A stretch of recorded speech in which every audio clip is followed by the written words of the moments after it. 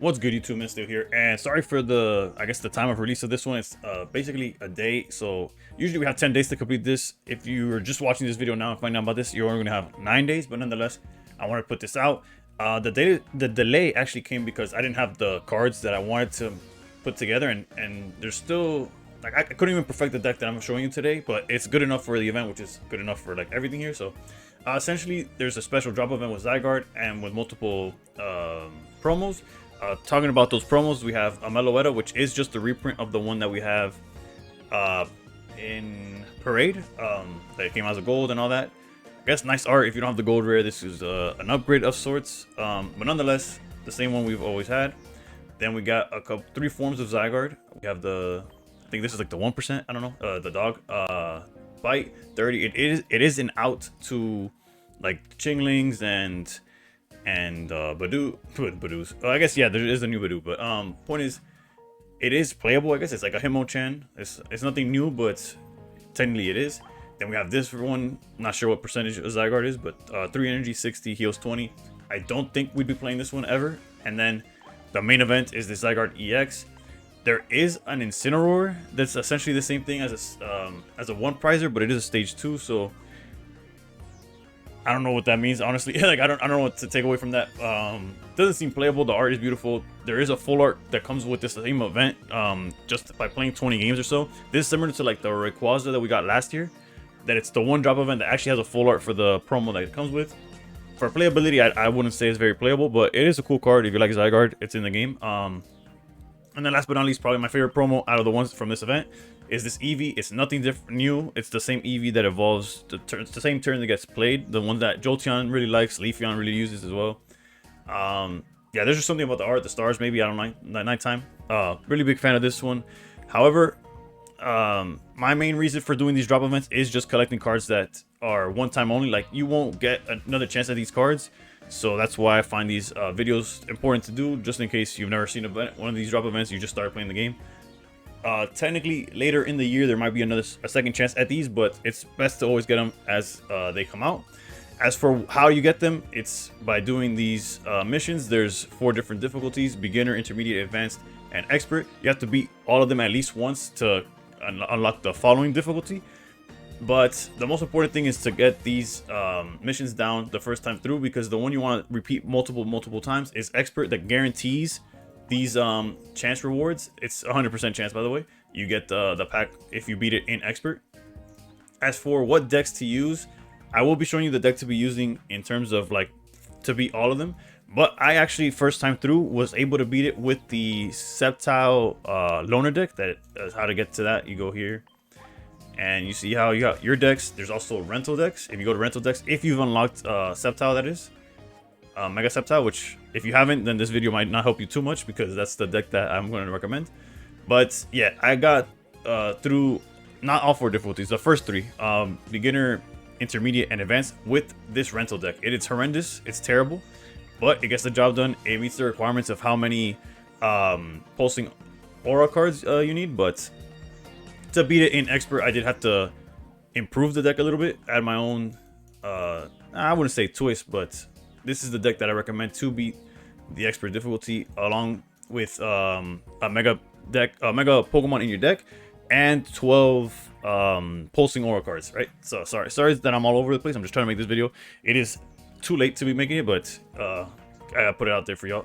We got 2 Tricos, 2 Groviles, 2 Mega Sceptiles, 1 Carnivine, then double Field Blower. I forgot what his name. I think it's Cabby, 1 Cabby and 2 Forest. I was playing, or wanted to play the one that doubles damage, but then I realized that you can't use it with Megas, so the double damage never actually came in handy. I wanted to try Celebi, but there was no point where you would not just swing with Sceptile or Grovyle do his thing.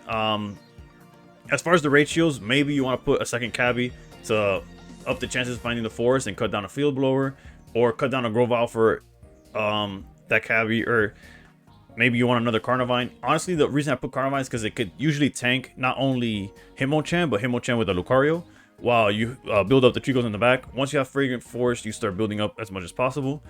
Leaf Cape is so that Trico can also survive that same range with Hitmonchan. And then, yeah, Rare Candy is just because it's, if you're able to go from Trico straight to Sceptile, it's a lot better. Other cards you could attempt to play are Quick Growth, because it will get you find the pieces that you're missing throughout. Maybe you want to have Sabrina and stuff like that to get the once you have Zygarde up front, the matchup gets a lot easier because anything after that gets one shot by your Sceptile. But that's basically the plan against Expert. But this deck is more than enough to beat every stage, and as well as meet the requirements, right? Like in beginner, it's just knockout with a grass type. I put 3 basics. We have the 3 basics. You can search them out.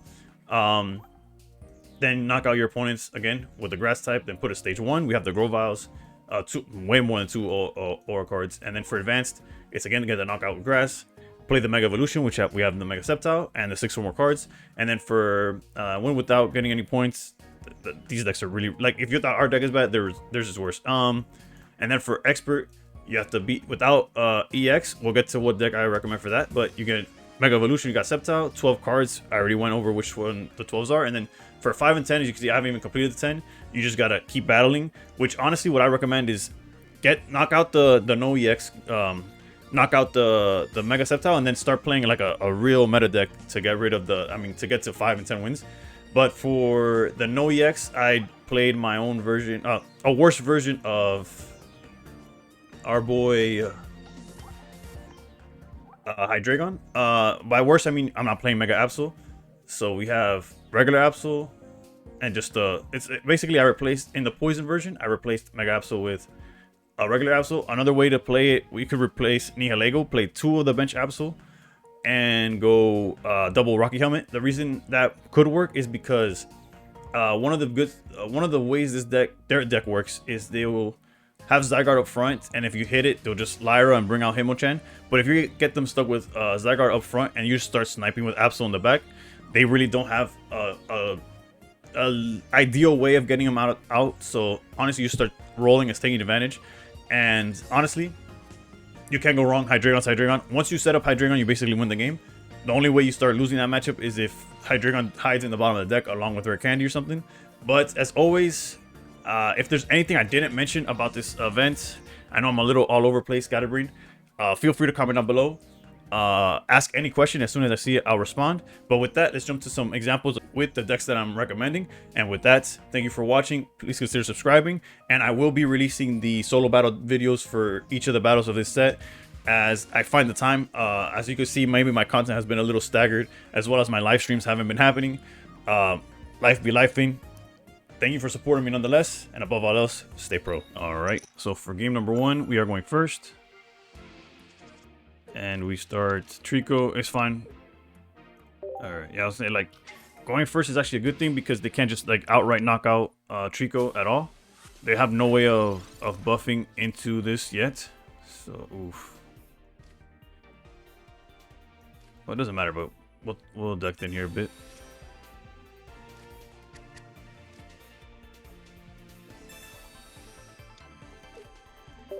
What we could do, however, is yeah, if we get another Trico, which we did, is we'll basically sacrifice this front one. They do play Cyrus, but they don't play like Sabrina or nothing, so like low-key we could just start building up this one in the back, like here. We know we have Grovyle, we'll put an energy. They could only hit this for 50, right? So we'll tank 2 turns, right, before they knock it out.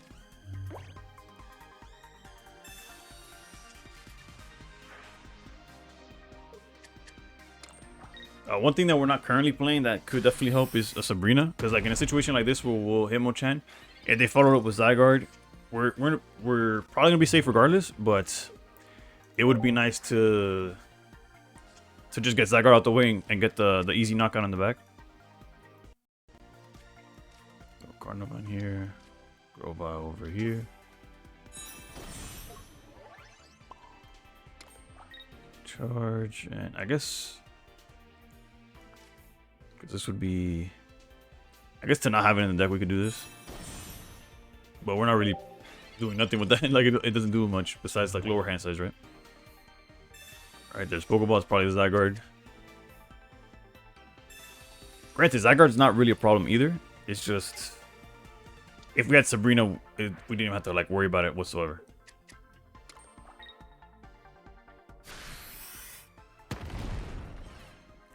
See, now we'll get the knockout on Himouchen.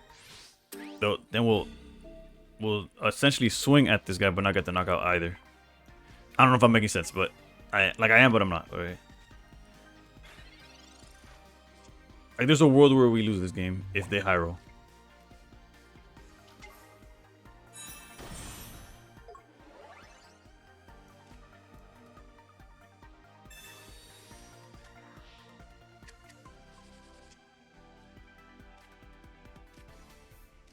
In a world where, like, if this was Sabrina, we guarantee the win next turn. But we don't have it, right? So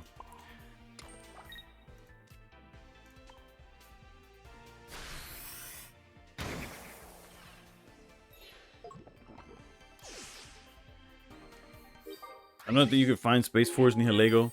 The forest can't add Nihilego, but it could make sure that that's actually like a better thing, right? Because you make sure you find the Trico. The only reason I'm playing Carnivine is because I wanted to find 12 cards in the deck, right? But you see now what I'm saying? Like, we're going to hit them for 150. Poison's going to put them down to 10.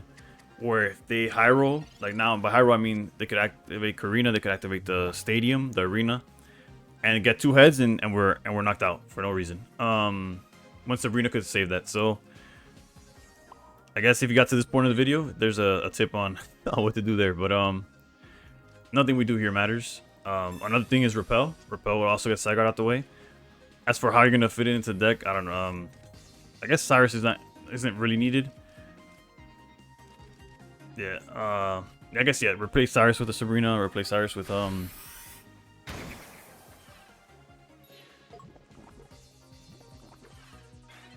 We'll see. Hopefully they just don't have it and we're okay.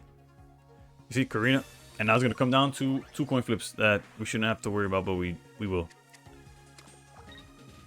1 tails and we're fine. Alright, perfect. I was like, well, 2 tails is just overkill. But yeah, so you can see there was a way where they could like finesse the win there, and if we played cards like Sabrina and whatnot, we would have been okay. So that's something to consider. But nonetheless, still winnable with the decks we have. As always, I do multiple examples, so let's jump to example number 2. For example number 2, we are going second, and I actually decided to jump in with the Hydreigon deck. Kind of show you how to win. We already showed you how to win with the Sceptile Mega deck with 12 cards from Pulsing Aura. I almost forgot the name name of the set. Yeah. Now we'll teach y'all that we could do it with no EXs. Again, there is the alternative where we swap out this Nihilego for a second Baby Absol and swap out the Barbs for Helmet. But it should be fine. Let's see here. We got Dino. We already have Rare Candy. Let's go research. Copycat. And okay, so this is an example of something where we should just be fine, right? So I'm actually gonna put this here just to put the Himouchen in range for Hydreigon. If they go Lucario, yes, we lose Nihilego, but I think that's okay. I'm holding Hiking Trail, just in case they put down their arena. Granted, their arena doesn't help them in any way, but I want Hiking Trail to still be active. Because this only works for EXs, and our entire deck is non-EX, right? Because Karina as well does not do anything.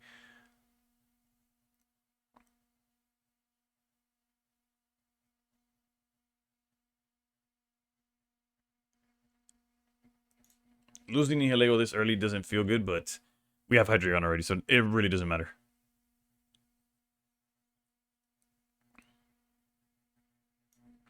So unlike the Sceptile example, where they were able to have the time to build up enough damage, on the other hand, this time, hold up, let me go through the motions here. We're gonna knock out this Himouchen, and they're gonna bring in Zygarde. Again, Sabrina would just make it where we auto win, but they're gonna charge 1, we're gonna hit Zygarde, they're gonna charge 2, and then we're gonna kill Zygarde before anything's in danger, right? So that's the difference between, and not to mention that if they high roll and knock out Hydreigon, it's just 1 point, where Sceptile is like all 3. We'll put Barb here. This helps with the ranges for sure. Energy here. You see, this is where, like, if it would have been Baby Absol with... Well, Baby Absol would have still been on the board, right? Hitmonchan would have knocked it out, but... Yeah, so maybe the Baby Absol version is good enough, but as you saw, what I meant to say was that Rocky Helmet and Poison Barb did the same, essentially, in that situation right now.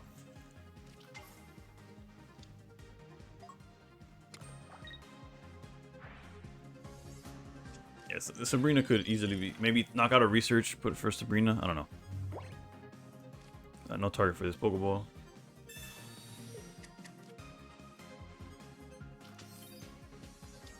Shout out to the new gold borders. If you don't know, once you get 10 of a card, they automatically give you one. And you could trade in another 10 of the card. Well, not another 10, because you didn't trade in the first 10. Just, you get to 10, they give you one. And then you trade in 10 cards for another flare. So if you get 12 of a card, you're able to get both of them in gold, essentially. Again, I guess we're going to go through the motions, essentially, here. Because they could Lyra and bring out something from the back here, so let's Ice Pop. Fun fact. Yeah, don't be using these gold ones in rank, bruh. You're going to run out of time in your turn with the little gold animation every time. Yeah, yeah. You gotta... They look nice. Don't use them in rank. Wow, that is gross behavior, but definitely not gonna complain. Hopefully, I get that look in ranked when that comes. So no matter what they do, if they back out, we one shot whatever they bring. If they stay in, we one shot them, and we got the Cyrus. So.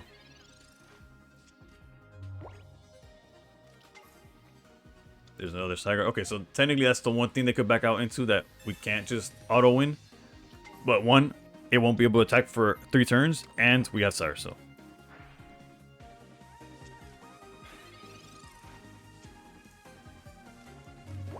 And just like that, it was a lot easier than the Sceptile one. It's just finding Hydreigon in the game's essentially over. But again, any questions or anything I forgot to cover, feel free to comment down below. As always, thank you for watching. Apologies again for the inconsistencies, but I'm doing my best to still provide whatever I can. So once again, yeah, I don't know. Again, thank you for watching. Please consider subscribing, and above all else, stay pro.